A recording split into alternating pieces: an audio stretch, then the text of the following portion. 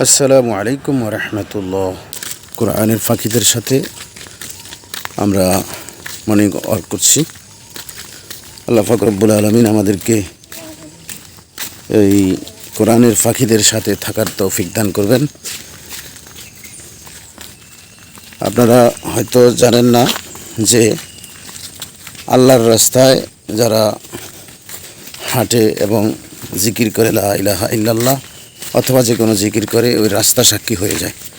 রাস্তা আরেক রাস্তাকে বলতে থাকে যে আমার এই রাস্তায় জিকিরকারীরা একটু আগে হেঁটে গিয়েছে। সবাই আল্লাহর জিকির করবেন, জিকিরের সাথে থাকবেন।